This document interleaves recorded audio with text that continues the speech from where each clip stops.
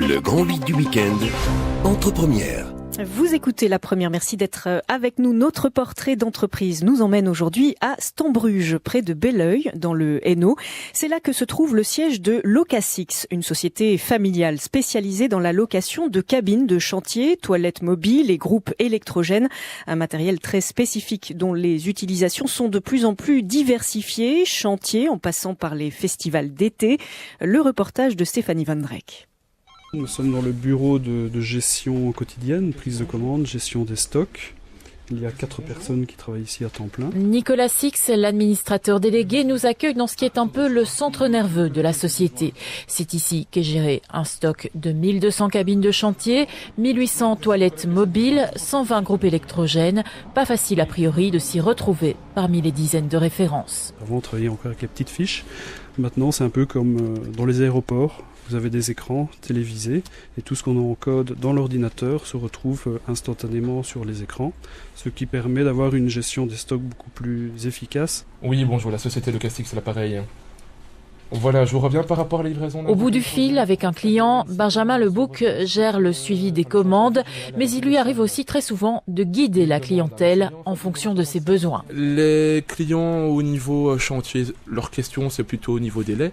Par contre, au niveau week-end, il faut beaucoup les guider, parce qu'ils sont pas trop habitués à ça. Week-end, c'est-à-dire les festivités. Voilà, exactement au niveau des festivités, donc que ce soit pour les groupes électrogènes, là c'est un peu plus compliqué, parce qu'ils ne savent pas quelle puissance prendre ou autre. Au niveau WC, la quantité, il faut vraiment un peu plus les guider. Des clients, le fichier clientèle de Locasix en compte environ 2000, des entreprises de construction, des administrations, des organisateurs de festivals ou de simples particuliers. On a la chance d'avoir 2000 clients actifs et notre plus gros client ne représente pas 3% de notre chiffre d'affaires. Donc ce serait clairement dommage de le perdre, ça c'est sûr, mais ça ne mettrait pas la société en difficulté. Les cabines de chantier, les modules, comme on préfère les appeler ici, peuvent aussi bien héberger une cantine ou des bureaux sur un chantier, des guichets d'accueil ou des douches sur un festival, ou encore servir d'extension provisoire à des écoles, des entreprises, des modules flexibles, complètement adaptables, explique Nicolas Six. Chaque panneau est amovible, chaque section d'1,20 m peut être remplacée par une porte, une fenêtre, un guichet par exemple aussi. Ce sont des modules qu'on utilise beaucoup en assemblage pour les écoles, les administrations. L'un de ces modules est justement de retour sur le site. À Stambruge, les camions font une dizaine d'allers-retours chaque jour vers les lieux de livraison. Tout est réglementé. Les chauffeurs sont d'ailleurs formés spécialement pour ce type de transport. Une fois déposé, le matériel sera pris en charge par une équipe de nettoyage.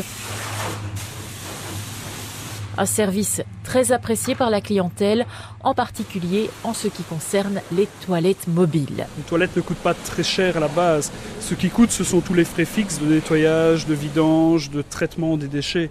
À chaque retour de toilettes autonomes, nous les vidons, nous les nettoyons. Nous avons 2 personnes à temps plein pour cette tâche. L'entreprise n'a pas toujours travaillé dans le secteur de la location. Lorsque Étienne Six, le grand-père de l'actuel patron, a démarré en 1954, il était spécialisé dans la revente d'anciens véhicules de l'armée. C'est en 1978 que les premières roulottes de chantier ont été livrées avec le camion du brasseur du village. Marc Librecht, le directeur du site, y est arrivé en 1974. Il a vu l'activité de l'entreprise évoluer, puis sa clientèle. Les nouveaux clients sont arrivés, oui, parce qu'on est allé un peu les chercher aussi. On a créé des produits pour eux, que ce soit pour les locations de festivités de week-end, des choses comme ça. Ce qui n'a pas changé pour lui, c'est le caractère familial de l'entreprise. Tous les jours au matin, on sait pour qui on travaille, et ça c'est fort important. Vu côté personnel, vu du côté de la clientèle, le fait de voir qu'il y a une continuité, je crois que c'est aussi un gage de sécurité et de sérieux. Locasix vit cela dit avec son temps et avec les nouvelles technologies. Elle a d'ailleurs engagé récemment un responsable du web marketing. Benjamin Quintard a ainsi été chargé de revoir la charte graphique de l'entreprise, son site internet. On va par exemple tout prochainement mettre en place un système de traçabilité de nos WC autonomes. Cette traçabilité permettra d'avoir des infos en temps réel autant que pour le client que pour nous.